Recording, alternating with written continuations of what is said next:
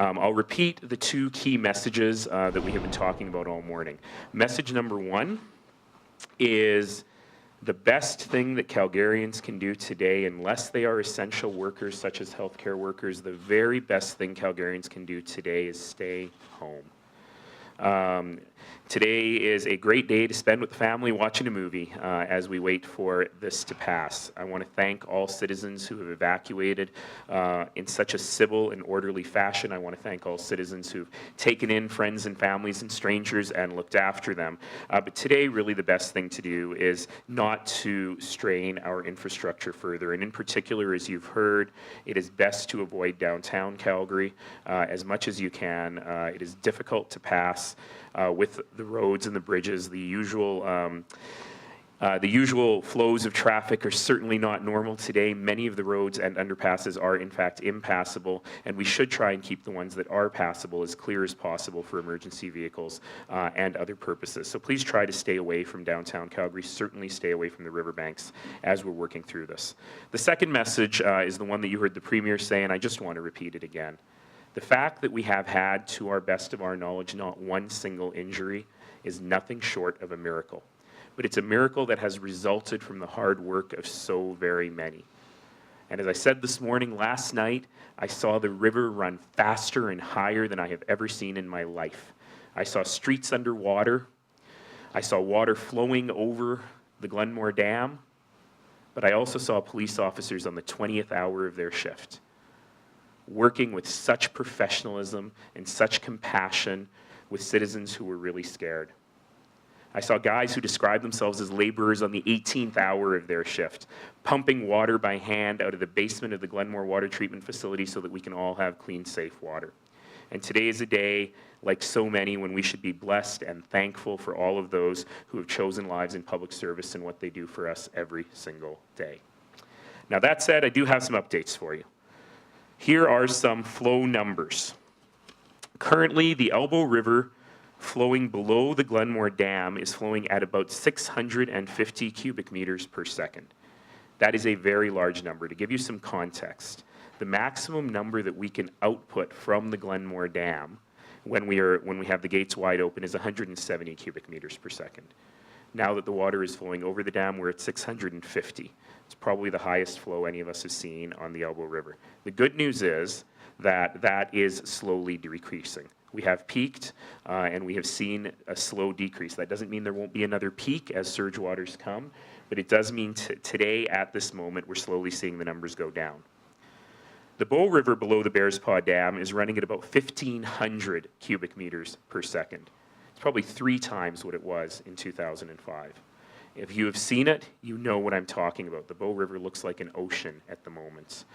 There are 2 scenarios for what will happen with the Bow River going forward. Should we see a release from TransAlta, as you heard from Minister Griffiths, that will take us up to 17 or 1750 cubic meters per second. So there still is significant potential for an increase in that flow. However, we think, holding everything else true, that for the next period of time, the next 12 hours or so, we believe that the Bow will be steady at 1,500. And with the Elbow slowly reducing, that means that the combined flow, in other words, the flow into Inglewood and further downstream after the Elbow River flows into the Bow, which today is 2,200 cubic meters per second, again, one of the highest, if not the highest number anyone has ever seen, should remain steady for now. All of this, of course, is subject to change and it is being monitored extremely carefully. But that said, we have the situation under control as much as the situation can be under control. We have a tremendous team of people here in the Emergency Operations Center working with us and keeping this under control. So with that, I will open it up to any questions and just say thank you once again to my remarkable colleagues and the incredible work they're doing. It's only a miracle when you've got people working hard to make it so. Questions? Mayor, can you talk about the damages that we know about to infrastructure? Obviously not individual homes and that sort of thing, but bridges, the LRT tunnel downtown, below City Hall, flooded, that sort of thing. It's hard to assess the extent of those damages and the extent to which they're temporary versus permanent. We certainly are seeing spot flooding in different parts of the city. You've given us an example right there. And yes, there are areas where the infrastructure is strained. Now, in some cases, for example, with the Glenmore Dam, the design is such that the water can go over it and hopefully without too much damage to the infrastructure. Those are questions, though, that we're going to have to be looking at very, very, very carefully. And I wonder, Ryan, if you have anything more specific on bridges and roads or other pieces of infrastructure? I'm happy to speak. Come on up. Sorry. This is Ryan Justin, the Director of Roads.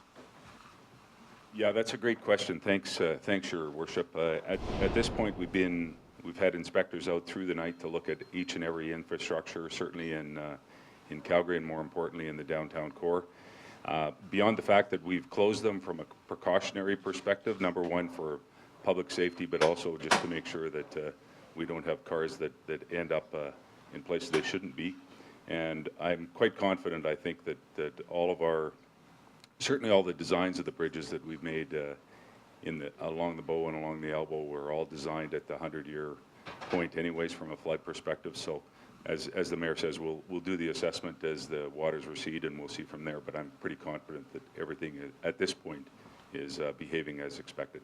Thanks, Ryan. Thanks, Your Worship. Anyone else?